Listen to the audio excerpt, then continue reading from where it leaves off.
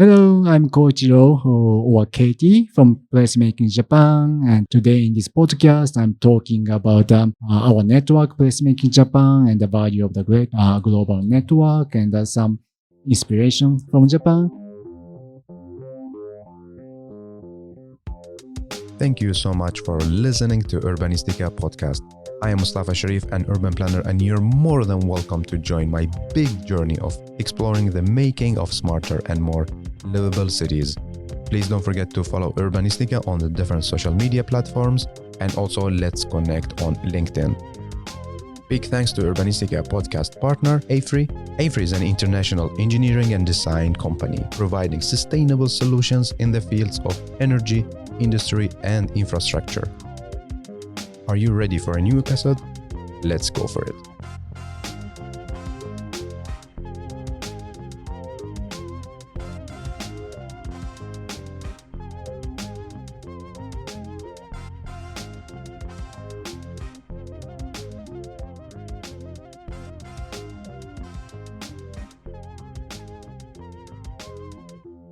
Today we have a new story from Pontevedra, and I have the pleasure to welcome you, Katie, to Urbanistica Podcast. Hey, and welcome.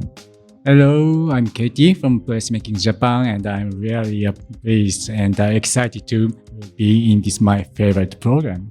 Thank you so much. So how are you doing?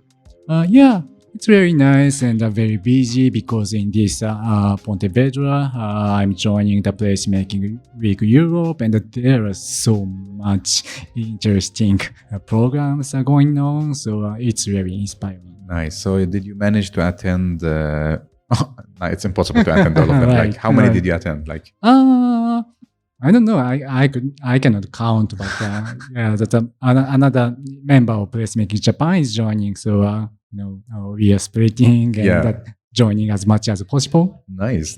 Welcome to Pontevedra. So we start with you. You are our storyteller. Mhm. How would you like to introduce yourself to our listeners? Sure.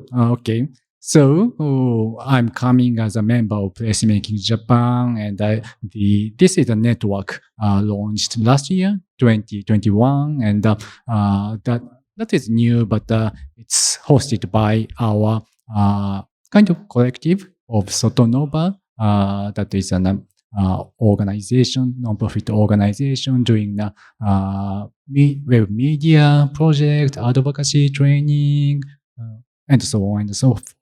That is me, and I have two other faces actually. One is that is my full-time position. That is for consulting for developers about an area-based development and management. So, and the third one is that's an okay. I describe myself as a community placemaker or a placemaking citizen. Yeah. That's kind of more like a hobby or that's an everyday thing. So I have three faces actually.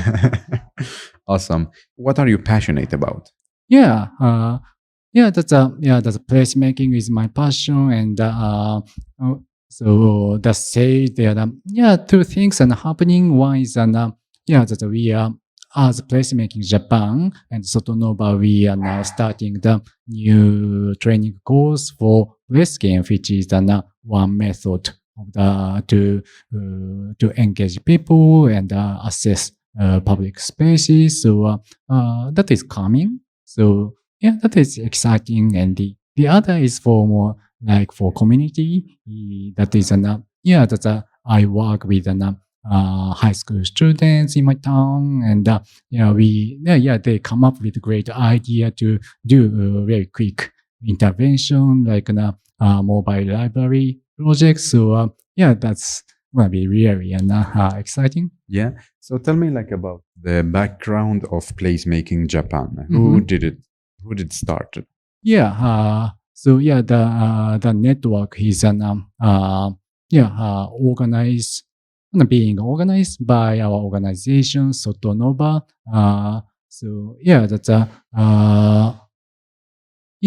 We as a Sotonova have been doing about many public space related things for 7 years now, and but the starting point of why we started the national network that is related to the placemaking week. Our members attended the Placemakers Asia Yeah. week. That was in Malaysia in 2019. Okay. So we met many placemakers, not only from Asia but Europe, Americas, everywhere. So that was really, kind of Inspiration. inspirational and transformative experience. So we decided to do that kind of thing in Japan. So that's our starting point as an Japan network. What was the most difficult thing before you start? We started and we are still working to expand or enrich our network. And so far we did 2 placemaking weeks In Japan. Both were done last year, but they were fully online. Okay, Fully because online. of the COVID. Right. So that's in Pontevedra. That I'm experienced great, value, experience the great value of networking in person conditions and in a great environment in this car-free city. But so far we haven't done that kind of thing in our networks. We are connected, but the next step is to make it more Like physical. right. Yeah. Exactly. Yeah. Inspirational. Yes. Yeah. So like how many people are in the network from Japan?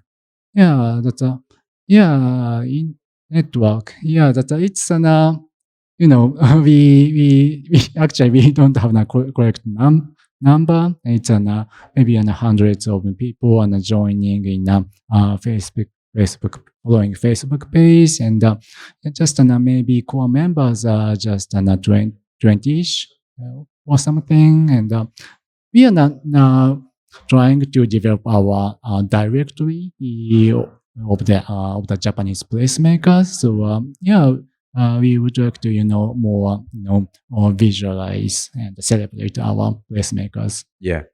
So like what are the challenges that placemaking Japan is facing now? That's placemaking is getting popular in Japan. That's especially in the planning world. The world of planning. But maybe that the information available information in Japanese is still somewhat limited on not as many as in English, but that's many of us are not proficient in getting information in English. So that's some people think placemaking in this way, just seeing kind of fun, great special design or other people things like that. So maybe that's sharing the more understanding or the philosophy of placemaking is one of our challenge. Yeah. So you see, like the language is a kind of challenge, like the Japanese to English or English to Japanese. Right. Yeah. That's that's as I said, that we felt we are in a great network. The value of global network of placemaking, but that we want to connect more that way than Japanese placemakers and the future placemakers, and that's one mission for me now is to bring back experience here to Japan. Translate this to Japanese audience. What other challenges that you're facing? Right. So another challenge is maybe okay.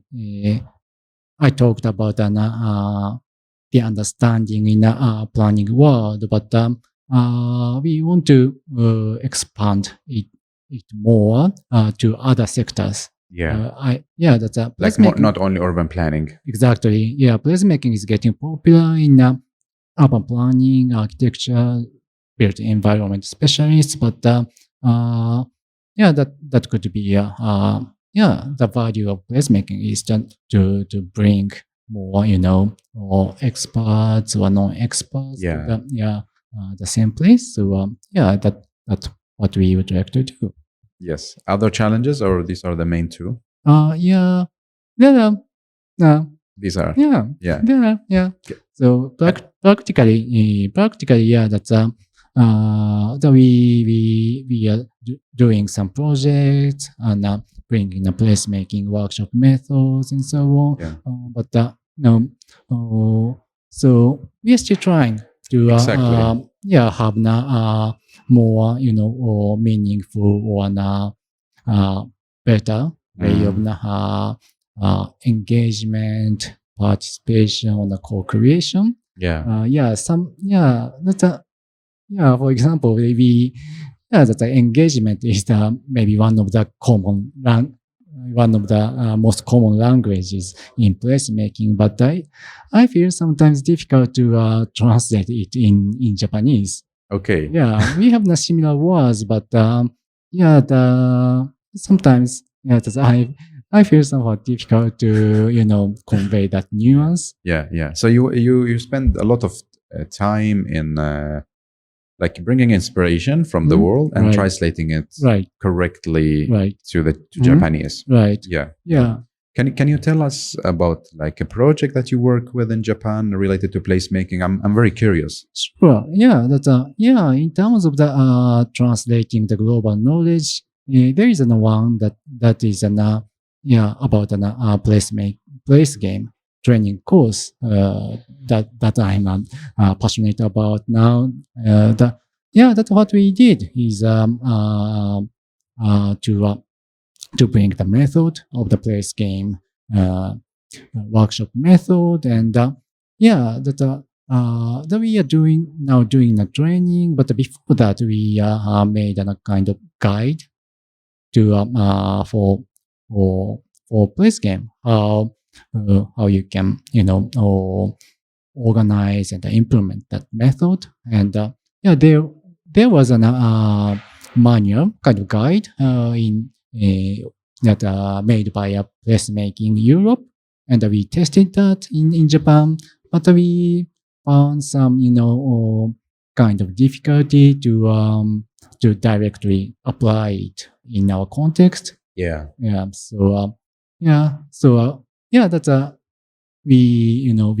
we tested several times the method, and we identify the adjustment, and that's so that one thing what we did as a kind of bridging different contexts. And tell me about like a project you work in Japan with the like focus on community engagement and so on, like as a professional. Right. Yeah. That's now one project is going on. That is an project placemaking. Citywide placemaking project to revitalize the downtown area. Which city? The Utsunomiya city. It's in a metro area. That's 2 hours from Tokyo. So in the project, that's so we are now still in the maybe beginning stage. We are now identified key organizations, made a kind of task force for placemaking, did a kind of pop-up engagement session to get voices from people passing by the street, and then in this fall, we are going to have workshops, shared to make a vision for placemaking in the city. Yeah. And like, I have a question. How do you call placemaking in Japanese? Good question. Yeah, that's also placemaking. Placemaking in Japanese as well. Like, say it one more time. Placemaking. Just an intonation. But and how, like, is there a Japanese word like in Swedish? It's called like Placemaking. I see. Placemaking. Is it a Japanese translation for it? Yeah, there is actually. But interestingly, that's called an direct translation. Tells it pronounces bazukuri.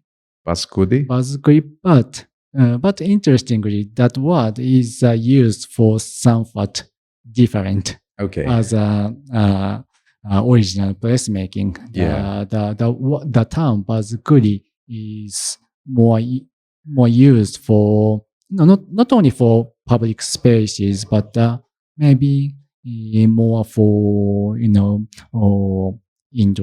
Yeah, that's indoor community spaces and so on. So then we intentionally use placemaking. Yeah.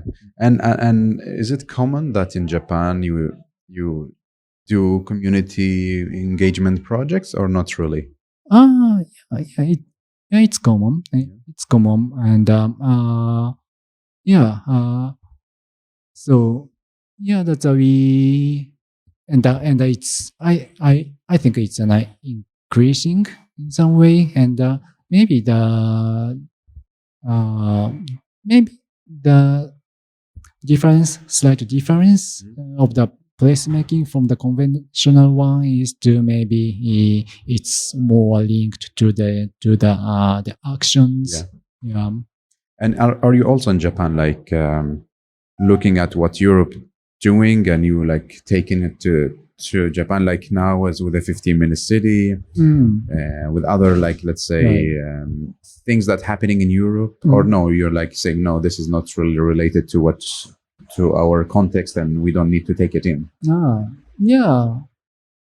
Especially about an 15-minute city, that's really related. That's very well spoken in Japan, and also walkability is really kind of that's a key word. Also in Japan. So what are the challenges that placemakers in Japan are facing? That's a challenge. That's the word itself, the concept itself about the placemaking is getting popularity, but we maybe we are trying,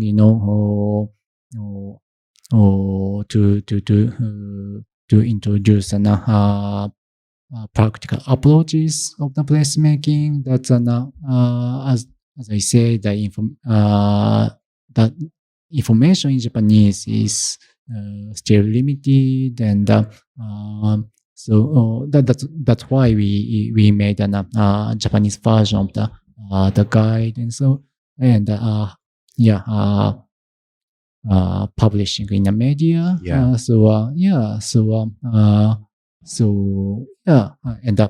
In this week in Pontevedra, I'm getting more recent idea of placemaking and a practical way of doing that, and I try to bring back to Japan. So what is the most interesting thing that you listen to during these 2 days? So many. Like one that really like catched you. You'll be like, oh, this is interesting, I will take it back to Japan. That's one thing that I just attended now is about an workshop about health and well-being relating to the public space. And that was very interesting to, to hear the message that, that health is a kind of anchoring theme to bring the transformation of the urban areas. So that is very strong. And in addition, that particular session, I heard about a health topic in many sessions, and that's my finding this time. That the health is an kind of it's linking. It's linking with built environment and the public space. So that's really interesting. Yeah. And what did you enjoy most in Pontevedra as a visitor? Mm-hmm. Yeah, about Pontevedra. Yeah. It's it's very amazing, and I feel really that's a safe and really walkable, and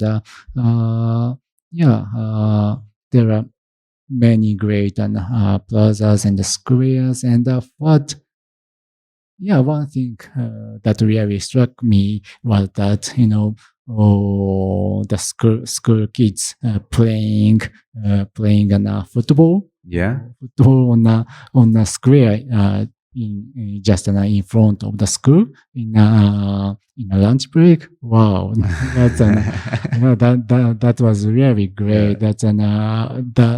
That would be impossible if cars are passing by, and if the park manager is strict about doing that, but not only kids, but the other elderly citizens, and just they are just seated nearby from the football, and that I saw very great mix of people and activities. That was very amazing. Nice. And you are here with your colleague to bring inspiration back to Japan. Yeah. So I would like to ask you, what can we get inspiration from Japan? Like, is there something that you can inspire us with, like from Japan, that we are missing here, or we can maybe work on, like especially here in Europe? That's a great question, because we would like to learn from the foreign countries, but I would like to also tell about our great public spaces, and there are many things, but one is about a kind of walkability. That we in Japan talk about walkability recently, but for me, it's there in some part of Japan streets, and really shared in some part, and there are great shopping street, and you can get food and a drink there. So so I really would like to have this kind of in-person placemaking week in Japan, and I invite you anywhere from the world. Yeah. So we have the last 3 questions, Right. And the first one is about you give a message to Pontevedra. What should they think about when they continue developing the city? Right. That's I learned a lot from my experience of the Pontevedra. So that's there not so much to say for this great city, but if the city will develop more, maybe I would really like to see this great atmosphere is kept or respect, even though many more people will come, but it will be great if new people are also not engaged and in the city making and the all Pontevedra people who could share the their ideas and sometimes keep great traditions and or sometimes bring a new nice things Yeah. to the city. So the mayor of Pontevedra said the city is very dynamic. So I'd like to see the dynamics when I come back here again. Nice. So, and 3 takeaway messages to all our listeners. So okay, first is to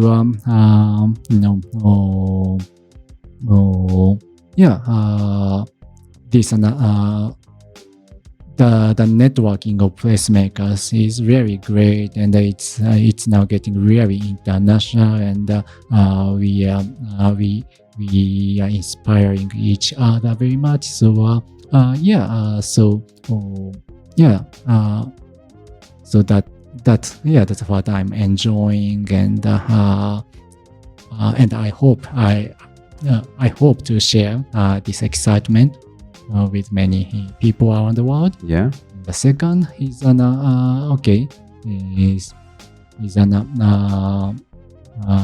maybe kind of sharing ideas, multi-sectoral ideas with placemaking.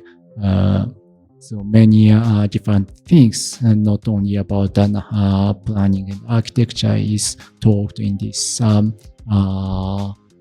the placemaking week. So so that will be great to integrate or collaborate together among the different disciplines. All right. So the third one, this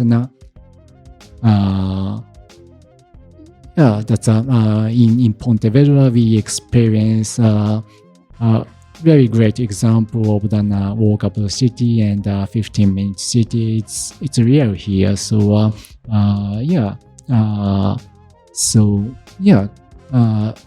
and we find a great value, real value from it. So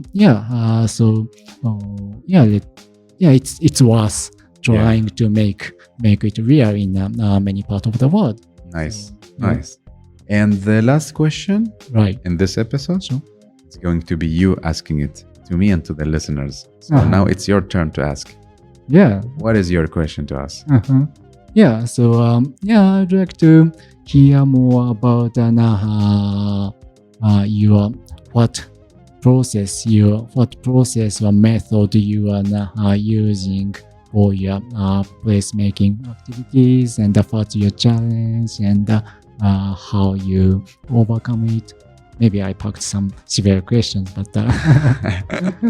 thank you so much. I'm really happy to talk to you, and this is like an intro episode with you. So I'm hopefully gonna follow up, and we're gonna listen to more stories from Placemaking Japan. So thank you so much, and greetings to all the placemakers there.